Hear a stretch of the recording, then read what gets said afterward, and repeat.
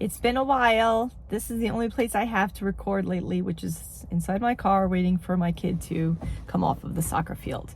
But I did want to touch base because I recently put up a reel or a short related to pick the hill that you're willing to die on.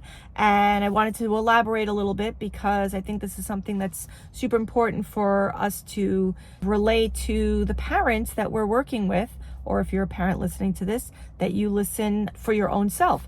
So when you want to pick the hill that you're going to be prepared to die on, it really means just pick and choose your battles, right? We can't be on top of everything. For the most part, we're exhausted and we're going to continue to exhaust ourselves. And it's much better to be proficient or consistent with one thing than to be completely inconsistent with multiple things that you're trying to do at the same time.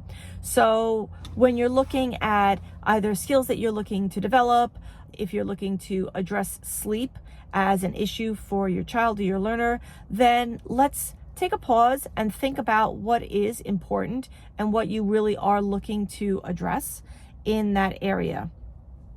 For some of you, it really might be that we just have to tolerate moving from one thing to the next and being able to deal with transitions and being able to deal maybe with a visual schedule. And that could be the thing. And maybe we're not necessarily addressing sleep, but we're addressing the components and the skill sets around supporting sleep. It could also be something as easy as just being able to give things up. I love to talk a lot about relinquishing, toleration, transitioning, having some ability to follow some simple directives. These are all key components and skills that you really need in place if you're going to be working on developing better sleep. So how can I get my learner to go to bed or fall asleep on their own if I can't even get them to go through the bedtime routine without having problem behavior? If they're elevated and they're having problem behavior, they're most likely not going to be in a great state to learn how to fall asleep on their own.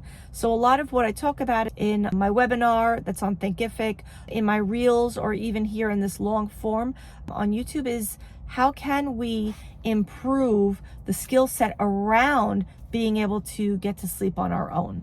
So picking the hill that you're going to die on may not mean that you jump in with both feet straight into making sure that you're dealing with the sleep challenges that are occurring in the middle of the night.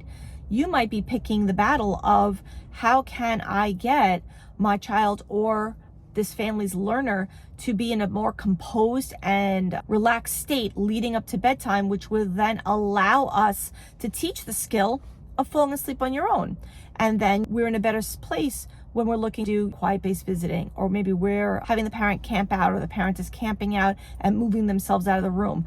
How can we be there if we can't even tolerate getting into the sleep space, giving up things, following directions, or even being able to follow a sequence of events that get us ready for bedtime? So I want you to think about that when we're thinking about one hill to die on.